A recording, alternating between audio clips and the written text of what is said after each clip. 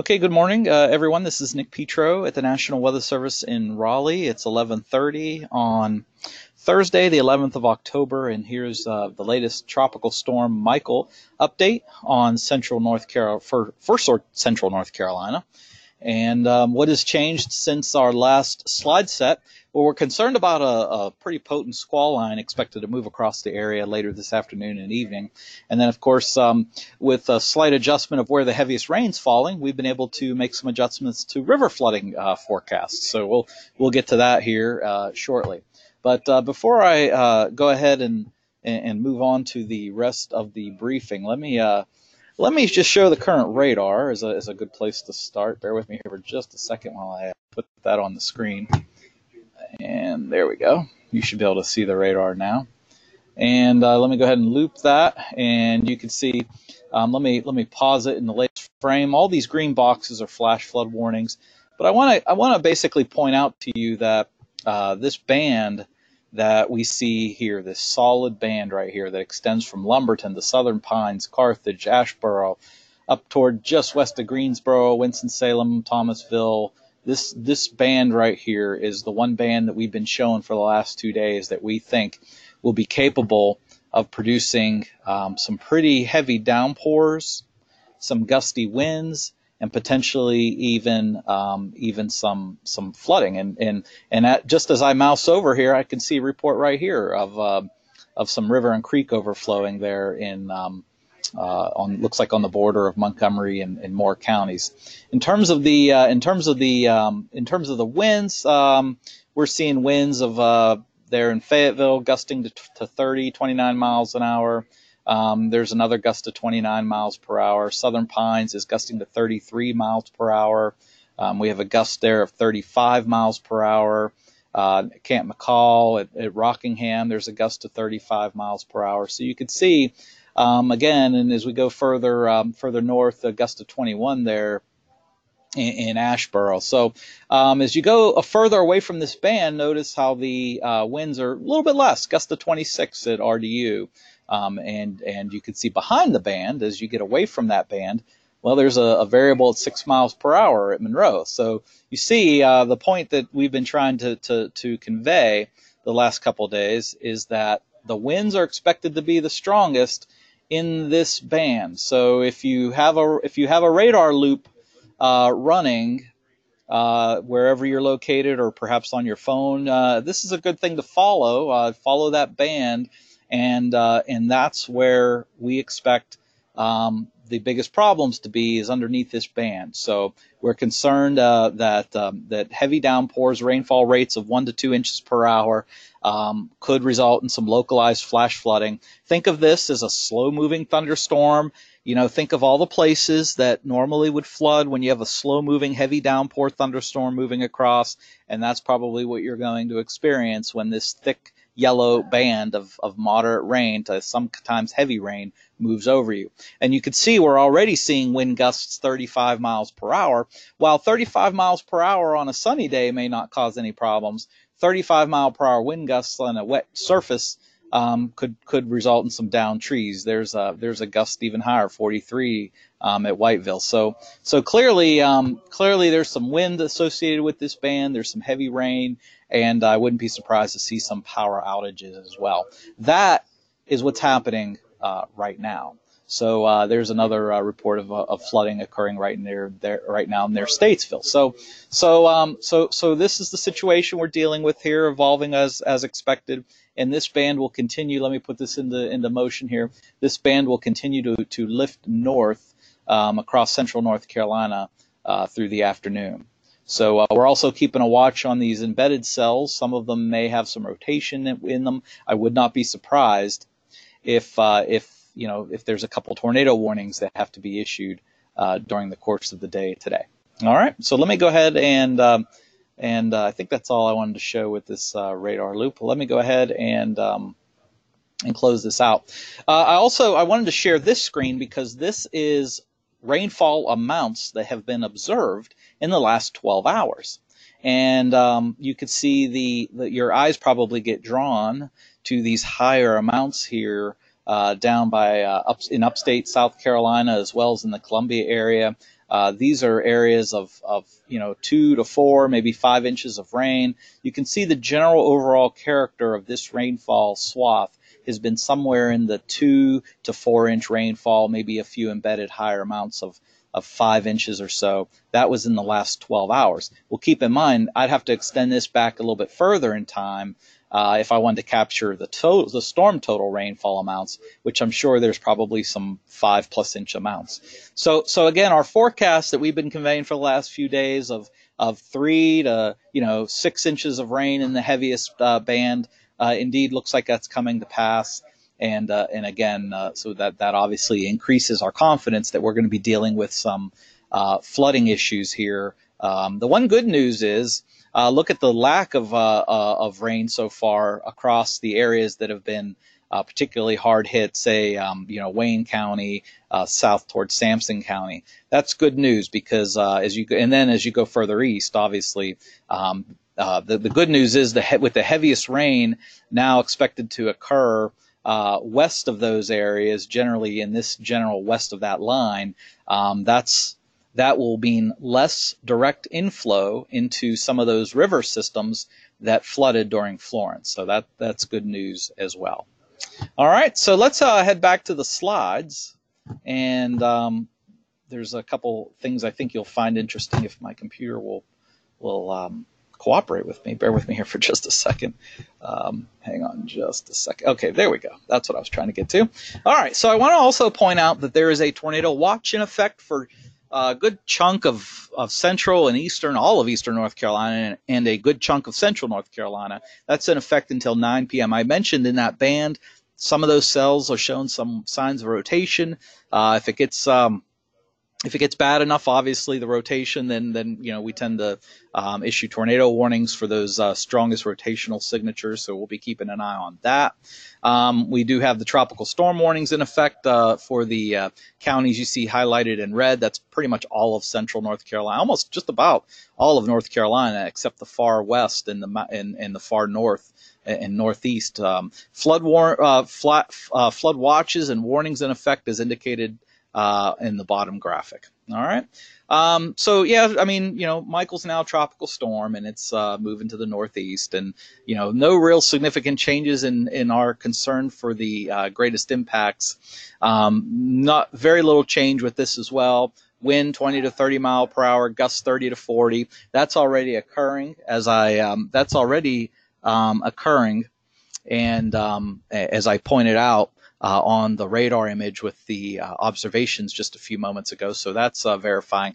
We're expecting later today there could be a pretty potent band that moves through, sort of like a squall line situation that could result in some 55 or greater mile per hour wind gusts. I'll show you that. I'll elaborate a little bit more on that in just a minute.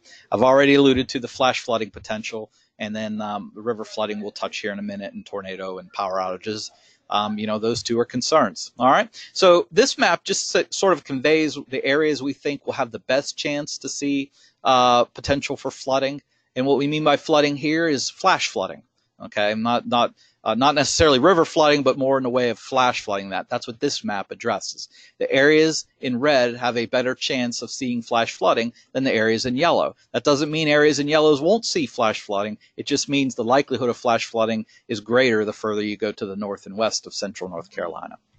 All right, so anyway, the wind threat is pretty much for all of central North Carolina as well as the tornado threat. All right, this is another way to convey additional rainfall. Okay, so the image on the left is a rainfall forecast, and you can see the good news is along the coast and in the lower basins that got hit hard with Florence, very little rain is expected, up to an inch. But as you go towards central North Carolina, that's where we expect this whole green area is that 2 to 4 inch rainfall amount, and this yellow area is the 4 to 6 inch rainfall amount. So essentially, as we pointed out, this is in sync with the observations that we've seen in upstate and central South Carolina, and these additional rainfall amounts we're feeling pretty good about.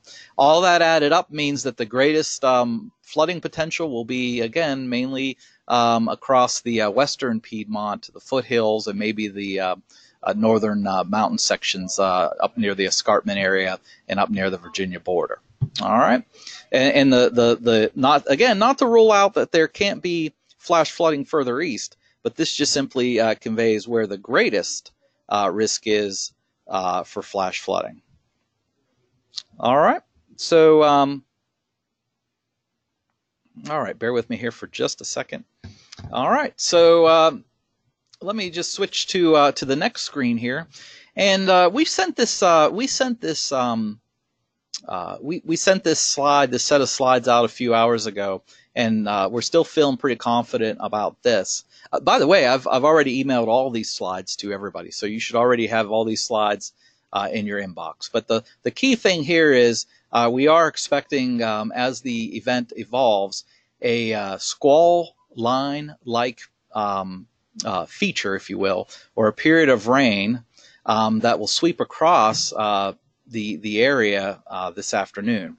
And as the slides permit here, or as the slides indicate, you can see that this is expected to develop around 2 p.m. this afternoon.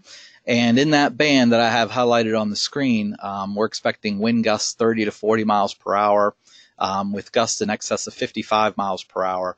And of course, that can result in numerous down trees and power lines. Okay, and then that whole squall line feature will just gradually shift east towards the Triangle region, towards the Sandhills by around late afternoon, and then during the evening hours shifting across the coastal plain. And essentially, that will be the back edge of the storm, if you will. So in addition to the wind, obviously there could be some rain with that, and there could be some localized additional flash flooding with that band as well. So let me back up again, just to take you through this again. This is roughly early afternoon, that area of enhanced wind, kind of like a thunderstorm squall line, developing basically along the I-77 corridor, shifting towards the Triad. By late afternoon, shifting towards moving east towards the Triangle region, down towards the Sandhills, and then sweeping across the coastal plain and I-95 corridor during the early evening hours. It may in fact be this band of wind that moves through may be the strongest wind of the day. Okay, and there are some models. There are some models out there that show much more wind than 30 to 40 with gusts to 55. This is sort of a worst case scenario, another way to convey it. And this is sort of a worst case scenario, if you will. And let me back up and show you how this particular model shows this evolving. And the image on the left is a reflectivity simulation, and the image on the right is a wind gust forecast. And as we take this through, this would be the present time. Now, clearly, this is overdone. So I want to first get out there and convey that certainly, what I show in the future time steps will likely be overdone as well. But as we move this through early afternoon, you could see just out of nowhere, look how this model shows. Look in this general area right here, and you could see how somewhere between 12 and 1 o'clock there's this enhancement of wind that develops just basically along the I-77 corridor. And there is some scientific reasoning for that. That is dry air getting mixed into this system, the system linking up with a cold front, and as the winds change from southerly and easterly to northerly, that will help develop this squall line-like feature. So here's 2 p.m., 3 p.m., 4 p.m., 5 p.m., and notice the nature of this band. With this band of rain and this wind incorporated within it, that could produce, if that indeed comes to pass, that's moving across the Wake County Triangle region 6 p.m., and then across the coastal plain 7 and 8 p.m. If that indeed develops, now clearly don't pay attention so much to the numbers, because that looks, again, we feel that is way, way overdone. But the bottom line is we do expect that the storm will end with a pretty strong gust of wind that may last anywhere from 30 to 45 minutes in any one location. And it's not going to last very long, but again, let me take you through this again. This is expected, at least according to this particular model, is expected to develop. So if you're looking at the observations and wondering why you're not seeing this right now, that's because it's expected to develop right here between 12 and 1 p.m. and then gradually just shift east across central North Carolina as the day progresses. All right. So there is a concern for that. We don't have our official forecasts, don't take it up to these excessive numbers that this particular model is showing, but we would expect at least 30 to 40 mile per hour wind gusts with some wind gusts exceeding 55 miles per hour. And 55 miles per hour will clearly result in numerous downed trees and power lines. All right, so that's our main concern for later today. All right. Let's shift real quick to the river situation, because there's some good news to share there. And the good news is that the Neuse River system, the Cape Fear River system, and even the eastern sections of the Tar River system have the forecast flood levels have actually been reduced from what we showed yesterday.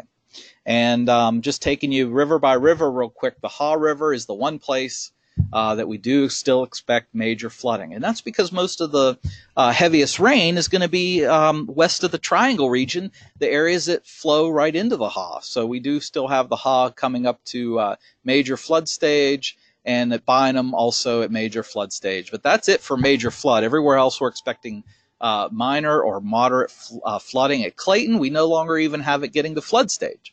So of course, we'll be keeping an eye on that. At Smithfield, we have it staying below flood stage, barely, just barely touching minor flooding. At Smithfield and Goldsboro, we have it staying below flooding as well, in addition. All right. Cape Fear River at Lillington, we now took it below flood stage, and same case at Fayetteville, below flood stage. Tar River, we have moderate flooding at Lewisburg, and then minor or no flooding at all further east. All right. And this is the one place we're struggling with. This river here, the Rocky River, responds very quickly. It's very sensitive to nearby waters and rains. So there is low confidence on this hydrograph, and this particular area is subject to a degree of error. But certainly, right now we still have it getting to moderate flood stage, but we'll be obviously reassessing that here as the day goes on. And the Fishing Creek is now expected to be minor at worst, and Deep River near Moncure. There's a lot of problems there last time with Florence. This time only expecting minor flooding. Same thing at Manchester, no flooding at all there. So I've already emailed these slides to you, so you already have all this. This table here you already have in your inbox. So please refer to your email, these slides, to take a closer look at this table, as well as this slide as well. To kind of summarize it all, I don't want to keep you here too late, but certainly the event is underway. We're watching it evolve. We're feeling pretty good about our rainfall amounts, because we've seen it upstream in South Carolina that it's what we've been predicting is indeed happening. We're pretty confident about our winds, because the winds already have developed in that 20 to 30 miles per hour range. With gusts to 40 to 50, that's already occurring in that band. I've already showed, when I showed you that at the beginning of the briefing, we're already seeing 20 to 30 sustained with gusts around 40. So don't be surprised to see some power outages develop and evolve as the day progresses. And again, we've already gotten a couple reports of some flooding occurring, again, underneath that band. So be careful. Watch out. Make sure you remind your folks to turn around, don't drown, never drive through areas where water covers the roadway. Just be careful out there. The typical low spots that always flood during a heavy thunderstorm will flood today. And then as we head through the afternoon, watch out for that squall-like period of rain and wind that we now expect will sweep across central North Carolina this afternoon. That may be the big wind event of, not to say that 20 to 30 mile per hour at gusts of 40 that we're seeing now, not to say that that's not substantial, but this could be even worse than what we're seeing now. Later this afternoon as that sweeps across. If that indeed comes to pass, there's going to be numerous downed trees and power lines. A lot of folks are going to be without power if that feature does develop. Okay, and then of course we have a tornado watch in effect for much of central North Carolina through 9 p.m. Can't rule out a few tornadoes. So a lot going on here, a lot going on, and certainly it's underway. Folks need to be where they're going to be to shelter for this afternoon. So just I recommend that folks just get to where they're going to go and shelter this until it's over this evening. This should be all done and out of here by midnight tonight, and then looks like some beautiful weather tomorrow.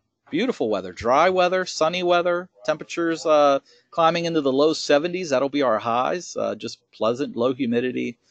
Good weather for cleanup. I bet you there's going to be a lot of trees that need cleaned up come this time tomorrow. A lot of branches, a lot of debris around. So we'll have good weather for that. All right. And then, of course, the river flooding, we've trended down with that. So there could be still some minor river flooding across many of the rivers. Looks like the Haw River is going to be in the worst shape in terms of major flooding there. All right, so that wraps up today's weather briefing for Central North Carolina.